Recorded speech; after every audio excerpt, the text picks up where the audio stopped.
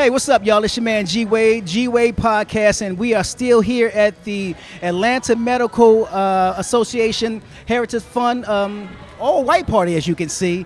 And I am sitting here with one of the presidents and board execs, Dr. Dr. MJ Collier. How you doing, sir? I'm doing wonderful. Thank you so much for having me this evening. I am Dr. MJ Collier. I am the president of the Heritage Fund of Atlanta Medical Association. I have been the president for approximately the last 8 years. Awesome. Now, the purpose of that organization, we are the philanthropic arm of the Atlanta Medical Association. And what that does is allows community partners and sponsors to present funds to us to support our activities. And our activities are providing scholarships to young African-American medical students that are attending predominantly African-American institutions, such as Howard University, Meharry, and the Morehouse School of Medicine. Okay, and also is Howard included in it? Howard is as well, Howard University School of Medicine. So those three we have been supporting for approximately the last 20 to 30 years. We have provided scholarships totaling probably close to $500,000 at this point. And we continue to sponsor those events for our students because it is such a struggle to attend medical school because of the economic costs and the high debt that these students are graduating with. So what it does is it skews those students to high income specialties versus the specialties that we may need. My specialty is primary care. Now, we are probably the least enumerated physicians that are out there. We make a decent living, but we're not plastic surgeons.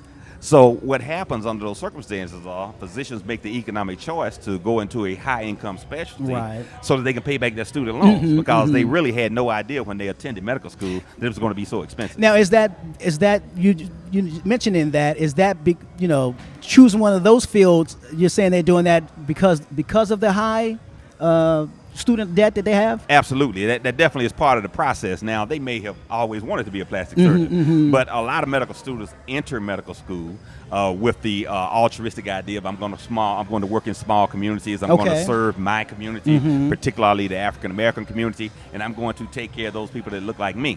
And then once the economic reality hits them, then they say, oh, well, maybe I need to be a cardiologist or a surgeon or again, plastic surgeon, radiologist, again, all honorable professions, but not meeting the need. The need that we have is for primary care providers in our community.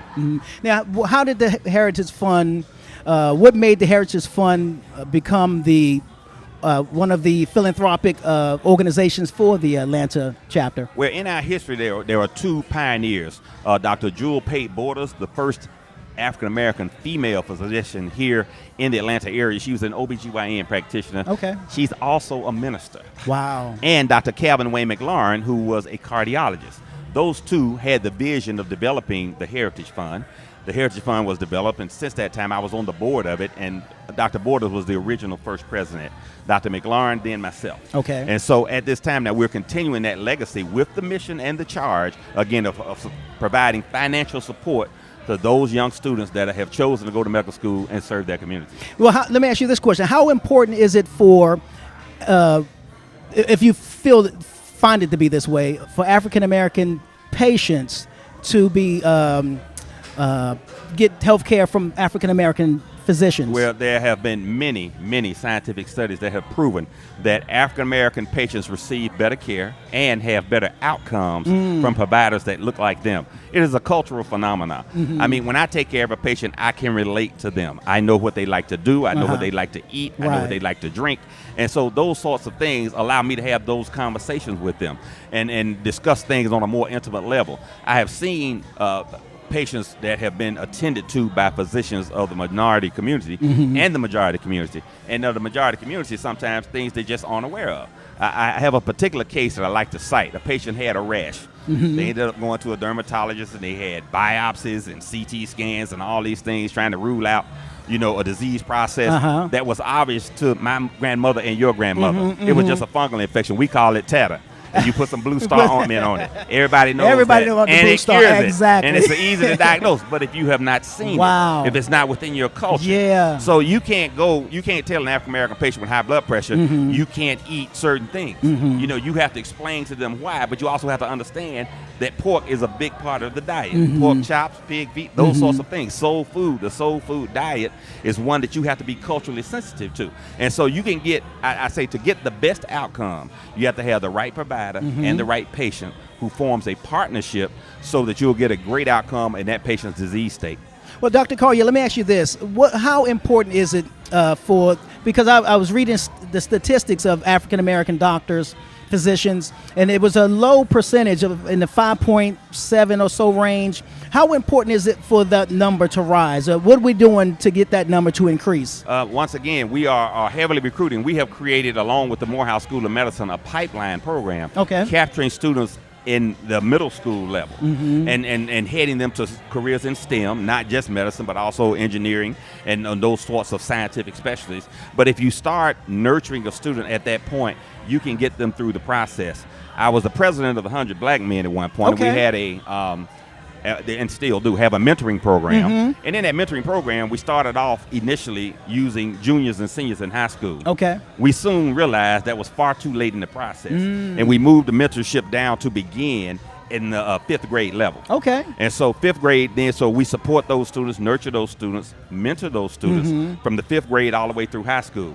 That makes a major difference in what their expectations are and what you can expect from them under those circumstances. How high is the recidivism? Am I saying that word correctly? I feel like you're saying it correctly. Amongst African American doctors, are we finding them that some fall away from the practice and move into other? No, highly unusual for an African American. You know, that one, they don't have a lot of the options that other physicians have. But most African American physicians.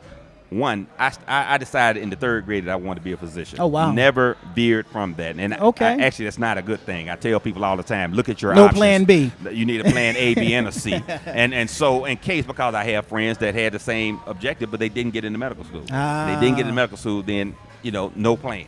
But most African American physicians all physicians of color, black and brown physicians, are committed to this specialty, and most of them practically never retire. They practice until the day they die. And they serve their communities. So you get an African American or black or brown physician that has completed the medical school process and goes through school, you're going to get 40, 50, 60 years of community service out of that individual. Now, that's totally and completely different from any other profession that you can have, or even working at the post office or whatever. Most people retire at 60, 65, and then hopefully they're in good enough health to enjoy a few more years of life.